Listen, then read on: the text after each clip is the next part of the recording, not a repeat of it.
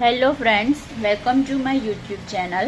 આજના વિડીયોમાં આપણે ધોરણ 4 વિષય ઇંગ્લિશ સેમેસ્ટર 1 તેનું યુનિટ 2 એનિમલ્સ અવર ફેઇથફુલ ફ્રેન્ડ્સ તેનું ટેક્સ્ટ બુકની અંદર પાર્ટ 2નું સોલ્યુશન જોઈશું. મતલબ અહીંથી સોલ્યુશન જોઈશું. આગળનું જે સોલ્યુશન છે એ મેં પાર્ટ 1માં સમજાવી દીધું છે. તો આપણે અહીંયાથી જોઈશું writing. Study the picture. Study એટલે અભ્યાસ કરો, જુઓ. આ જે પિક્ચર ચિત્ર આપ્યું છે તે આપણે જોવાનું છે. તો અહીંયા આગળ આપણને એક ગાર્ડન જેવું દેખાય છે. ગાર્ડનમાં ટ્રી છે, પછી કેટ છે, ફ્લાવર્સ છે, એક છોકરો છે જે ફ્લાવરને પાણી આપી રહ્યો છે, બરાબર. પતંગિયા છે, આ રીતે ચિત્ર છે. આપણે એ જોઈ અને નીચેની ખાલી જગ્યાઓ પૂરવાની છે. Fill in the blanks selecting suitable words from the bracket. ખાલી જગ્યા પૂરવાની છે. અહીંયા જે વર્ડ્સ આપ્યા છે એનો ઉપયોગ કરીને પહેલાં આપણે કૌંસમાં કેટલા શબ્દો આપ્યા છે તે જોઈ લઈએ. બર્ડ્સ એટલે પક્ષીઓ, ફ્લટરિંગ એટલે ફફડાટ કરવા, આજુબાજુ ફરવું તે, ટ્રંક એટલે અહીંયા આપણે થડ લઈશું, ઝાડનું થડ. હાથી હોય તો હાથીની સૂંઢને પણ ટ્રંક જ કહેવાય. બ્યુટીફુલ એટલે સુંદર, વોટરિંગ એટલે પાણી આપવું, પાણી પાવું, ફ્લાવર્સ એટલે ફૂલો, ટ્રી એટલે ઝાડ, અંડર એટલે નીચે. ઓકે, એના પરથી ખાલી જગ્યાઓ જોઈએ. It is a beautiful garden એટલે આ સુંદર બગીચો છે. There are flowers of different colors એટલે ડિફરન્ટ એટલે અલગ અલગ કલરના ફૂલો છે. Butterflies are fluttering around the flowers. તો જે પતંગિયા છે, અરાઉન્ડ એટલે આજુબાજુ, આસપાસ, ફ્લાવરની આસપાસ, ફૂલોની આસપાસ ફફડાટ કરી રહ્યા છે. A boy is watering the plants. Plants એટલે છોડ. જે છોકરો છે તે છોડવાઓને પાણી આપી રહ્યો છે. There is a big tree at the corner of the garden. Corner એટલે ખૂણો. તો બગીચાના ખૂણે એક મોટું ઝાડ છે. જો બહુવચનમાં હોય તો there are આવે અને એક વચન હોય તો there is આવે. આપણે આમાં એ ભણવાનું છે આ ચેપ્ટરમાં વધારે. Two birds are sitting on the branch of the tree. Branch એટલે ડાળી. તો બે પક્ષીઓ છે એ ઝાડની ડાળી પર બેઠા છે. અ કેટ ઇઝ, એક વચન માટે ઇઝ આવે, બહુવચન માટે આર આવે. એટલું તમારે યાદ રાખવાનું. A cat is playing under the tree. Playing એટલે રમવું. તો જે બિલાડી છે તે ઝાડ નીચે રમી રહી છે. There is a squirrel on the trunk of the tree. Squirrel એટલે ખિસકોલી. તો ઝાડના થડ ઉપર ખિસકોલી છે. ઓકે, આગળ છે complete the story with the words given in the bracket. અહીંયા પણ એવું જ છે. એક આપણને ચિત્ર આપ્યું છે, 4 ચિત્રો આપ્યા છે, એ સ્ટોરી છે. અહીંયા શિયાળ છે, આ દ્રાક્ષના વેલા છે. તમે સાંભળી હશે વાર્તા કે ખાટી દ્રાક્ષ અથવા દ્રાક્ષ ખાટી છે, આ એ વાર્તા છે. ઓકે, તો અહીંયા વાર્તાનું આપણને સ્ટોરીનું ટાઇટલ છે the fox and the grapes. Fox એટલે શિયાળ, એટલે શિયાળ અને દ્રાક્ષ. અહીંયા બ્રેકેટમાં વર્ડ્સ આપ્યા છે. ગ્રેપ્સ એટલે દ્રાક્ષ, ફૂડ એટલે ખાવાનું, ખોરાક, ફોક્સ એટલે શિયાળ, વેન્ટ એ ગોનું ભૂતકાળનું રૂપ છે. ગો એટલે જવ, વેન્ટ બરાબર, ગયો હતો. જમ્પ્ડ એટલે કૂદકો મારવો. ઈડી લાગ્યું એટલે ભૂતકાળ થઈ જાય. સોર એટલે ખાટું. હવે એ શબ્દનો ઉપયોગ કરી આપણે નીચેની ખાલી જગ્યાઓ પૂરવાની છે. Once there was a fox. એકવાર એક શિયાળ હતું. He was hungry. હંગ્રી એટલે ભૂખ્યું, તે ભૂખ્યું હતું. He went in search of food. તો તે ફૂડ એટલે ખોરાક, તે ખોરાકની શોધ, સર્ચ એટલે શોધ, તે ખોરાકની શોધમાં ગયો હતો અથવા ગયું હતું. The fox could not find any food. Find એટલે શોધવું, એની એટલે કોઈ પણ, કુડ એટલે શકવું, બરાબર. તો જે શિયાળ છે એ કોઈ પણ ખોરાક શોધી શક્યું નહીં. એટ લાસ્ટ એટલે છેલ્લે, he reach the farm of grapes, છેલ્લે તે એક દ્રાક્ષનું ખેતર હતું ત્યાં પહોંચ્યો. રીચ એટલે પહોંચવું, ભૂતકાળ છે, બરાબર, ઈડી લાગ્યું છે. હી સો બંચીસ ઓફ ગ્રેપ્સ, બંચ એટલે ઝુમખા. CSEE એટલે જોવું, તેનું ભૂતકાળનું રૂપ થાય SAW, સો. તો તેણે ત્યાં આગળ દ્રાક્ષના ઝુમખા જોયા. He wanted to eat the grapes, want એટલે ઈચ્છવું, તો તે દ્રાક્ષ ખાવા ઈચ્છતું હતું. His mouth began to water, began એટલે શરૂ થવું, એટલે તેના મોંમાં પાણી આવવાનું શરૂ થયું. He try to get the grapes, try એટલે પ્રયત્ન કરો, તેણે દ્રાક્ષ મેળવવા પ્રયત્ન કર્યા. He jumped again and again, એણે અગેન અગેન એટલે ફરી અને ફરી, એણે ફરી ફરી કૂદકા માર્યા, જમ્પ એટલે કૂદકા. બટ ઓલ હિઝ એફર્ટ્સ એટલે પ્રયત્નો, વેર યુઝલેસ, યુઝલેસ એટલે નકામા, તેના બધા જ પ્રયત્નો નકામા નીવડ્યા. The grapes were too high to reach, એટલે જે દ્રાક્ષ હતી એ ખૂબ જ ઊંચી હતી, પહોંચવા માટે ખૂબ જ ઊંચી હતી, એ પહોંચી શકતો નહોતો. હી ગોટ ટાયર્ડ, ટાયર્ડ એટલે થાકી ગયો, તે થાકી ગયો.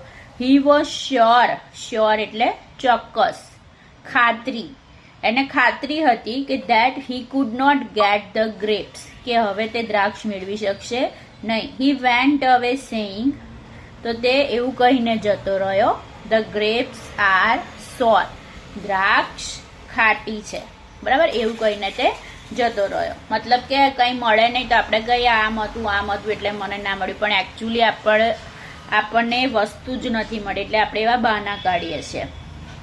હવે અહીં આગળ લેંગ્વેજ ફંક્શન છે, તો study the example and complete the table. તો જો એક વસ્તુ હોય, એક વચન માટે વન, બહુવચન હોય તો મેની કહેવાય, બરાબર. હવે એક વચન હોય એની આગળ આર્ટિકલ લાગે. આર્ટિકલ કેટલા ખબર છે ને, એ અને એન. સ્વર હોય AEIOU થી સ્પેલિંગ ચાલુ થતા હોય તો એન લાગે, અને વ્યંજન હોય બાકીના બધા BCDFGH એ બધા આગળ શું લાગે, એ આર્ટિકલ લાગે. અને બહુવચન હોય એમાં આર્ટિકલ લાગે નહીં, એની પાછળ એસ કે ES લાગે, બરોબર. તો જો એક એપલ હોય તો એન એપલ, વધારે હોય તો એપલ્સ. એક છોકરો હોય તો અ બોય, અહીંયા બી છે વ્યંજન છે એટલે એ લાગે. વધારે છોકરા હોય તો બોયઝ. એક છત્રી હોય તો એન અમ્બ્રેલા, વધારે છત્રી હોય તો અમ્બ્રેલાસ. એક ફૂલ હોય તો અ ફ્લાવર, વધારે ફૂલ હોય તો ફ્લાવર્સ. એક બોલ હોય તો અ બોલ, વધારે હોય તો બોલ્સ. એક કૂતરો હોય તો ડોગ, વધારે હોય તો ડોગ્સ, બરાબર. એટલે એનું બહુવચન થયું. આગળ જોઈએ, જો હવે કોઈ વસ્તુ નજીક છે તો એના માટે આપણે ધીસ વાપરીએ છીએ, અને દૂર હોય તો એના માટે આપણે ધેટ વાપરીએ છીએ, આટલી તમને ખબર છે. પણ જ્યારે વસ્તુ નજીક હોય અને એક હોય તો એના માટે આપણે આ ધીસ વાપરીએ, THIS. આ ધીસ જોડે આવે ઇઝ, ઓકે. અને જ્યારે વધારે વસ્તુ હોય તો એની જોડે આવે THESE, આ ધીસ આવે, અને આ ધીસ જોડે હંમેશા આર આવે. સેમ એ જ રીતે જ્યારે એક વસ્તુ હોય અને દૂર હોય તો ધેટ આવે, ધેટ જોડે આવે ઇઝ. એક વસ્તુ જોડે હંમેશા ઇઝ જ આવે, અને જ્યારે વધારે વસ્તુ હોય તો એની જોડે આવે ધોઝ, અને દૂર હોય, ઓકે, તો ધોઝ જોડે શું આવશે, આર આવશે, ઓકે. તો અહીં આગળ જુઓ, અહીં આગળ આપણે આવું ગ્રીન સિમ્બોલ હોય તો દૂરની વસ્તુ લેવાની, અને આવું ગ્રીન સિમ્બોલ હોય તો દૂર ગણવાનું, અને રેડ સિમ્બોલ હોય તો નજીક ગણવાનું, બરાબર. હવે આ ગ્રીન છે અને વધારે છે, કેવું છે, વધારે છે, તો અહીં શું લખીશું આપણે, ધોઝ આર ટ્રક્સ, પેલી ટ્રકો છે. હવે આ એક કેમેરો છે અને દૂર છે તો is, that is a camera. પેલો કેમેરો છે. હવે આ નજીક છે અને એક પતંગ છે તો ધીઝ આવે, ધીઝ ઇઝ અ કાઇટ. એવી રીતે આ બોલ છે અને નજીક છે તો નજીક હોય અને વધારે હોય તો શું આવે? These are balls. જો અહીંયા આર ઇઝ એ આપેલું જ છે. સેમ એવી જ રીતે આ દૂર છે અને વધારે છે. વોચિસ કેવી છે? જો બહુવચન, વોચનું બહુવચન વોચિસ થાય તો ધોઝ આર વોચિસ. હવે આપણે આપણી રીતે વાક્ય બનાવવાનું છે. તો જો આ પેન છે અને નજીક છે તો ધીસ ઇઝ અ પેન. આ બેગ છે, દૂર છે, ધેટ ઇઝ અ બેગ. આ ચેર છે, નજીક છે તો ધીઝ આર ચેર્સ. ઓકે, ખબર પડી? ના ખબર પડે તો કમેન્ટમાં કરાવજો. આપણે ધીઝ અને ધેટ ઉપર એક અલગ વિડીયો બનાવશું. ઓકે, સેમ એ જ રીતે અહીંયા આ ચેપ્ટરમાં આપણે ધીસ ઇઝ ને ધેટ ઇઝ, ધીઝ આર ને ધોઝ આર નું વધારે સમજવાનું છે. તો અહીંયા છે study the picture and strike out inappropriate word. Strike out એટલે ચેક કરવાનું છે. ઇનઅપ્રોપ્રિએટ એટલે અયોગ્ય જે શબ્દ છે એ આપણે કાઢી નાખવાનો છે.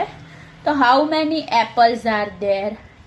તો અહીં જ્યારે ગણી શકાય એવી વસ્તુ હોય તો એના માટે હાઉ મેની આવે. ઓકે, તો how many apples are there? તો ધેર ઇઝ 1 રેડ એપલ. તો એક લાલ એપલ છે. અને ધેર આર 4. જો અહીંયા આર કેમ આવ્યું અહીંયા આગળ? કારણ કે આ ગ્રીન એપલ એક કરતા વધારે. ઓકે, તો ધેર આર 4 ગ્રીન એપલ્સ. બરાબર? તો એક વસ્તુ હોય તો એના માટે ધેર ઇઝ વાપરવાનું છે. વધારે વસ્તુ હોય એના માટે આપણે ધેર આર વાપરવાનું છે. તો અહીંયા આપણને પ્રાણીઓ અને પક્ષીઓના ચિત્રો આપ્યા છે, એ આપણે જોઈશું. તો અહીંયા પૂછ્યું છે how many Lions are there? કેટલા સિંહો છે ત્યાં? તો જો અહીંયા સિંહ 2 દેખાય છે, 1 અને 2. તો અહીંયા 2 છે એટલે આર શબ્દ આર આવે, ઇઝ આવે નહીં, એટલે આપણે ઇઝ આપણે ચેકી દઈશું. તો ધેર આર 2 લાયન્સ. આગળ how many giraffes are there? Giraffe કેટલા છે? તો અહીંયા એક જીરાફ દેખાઈ રહ્યું છે. ઓકે, તો ઇઝ આવે, તો ઇઝ આવે એટલે આર આપણે ચેકી કાઢવાનું. તો there is 1 giraffe. How many elephants are there? તો હાથી મને દેખાઈ રહ્યો છે અહીંયા 1. બરોબર, આ રહ્યો. તો 1 હોય એટલે ઇઝ આવે એટલે આર ચેકી કાઢીશું. There is 1 elephant. How many birds are there? 4 birds છે. જો 1, બરાબર, 2, 3 અને આ ઘુવડ પણ છે. તો વધારે હોય તો આર આવે એટલે ઇઝ ચેકી કાઢીશું. There are 4 birds. How many monkeys are there? 2 monkey છે, 1 and 2. તો આર આવશે, ઇઝ ચેકી કાઢીશું. There are 2 monkeys. ઓકે, એવી જ રીતે વોકેબ્યુલરી એટલે જે આ શબ્દો છે એ છે. અહીંયા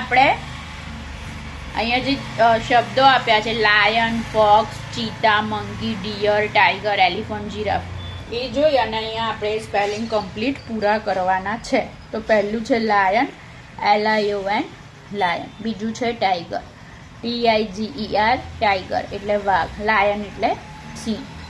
CHEETAH ચીતા. ELEPHANT એલિફન્ટ એટલે હાથી. GIRAFFE giraffe. MONKEY મંકી એટલે વાંદરો. FOX ફોક્સ એટલે શિયાળ. DEER ડિયર એટલે હરણ. ઓકે, અને લાસ્ટ જોઈ લઈએ આપણે જે આ જોયા પ્રાણીઓ એ આપણે અહીંયા શોધવાના છે. તો જે અહીંયા શોધીને રાખ્યા છે, અહીંયા લાયન છે, અહીંયા એલિફન્ટ છે, અહીંયા જીરાફ છે, ચીતા છે, ડિયર છે, ટાઈગર છે, ફોક્સ છે એન્ડ મંકી છે. Okay, thank you. જો વિડીયો પસંદ આવ્યો હોય તો તમારા મિત્રો સાથે શેર કરજો, લાઈક કરજો અને ચેનલને સબસ્ક્રાઈબ કરજો.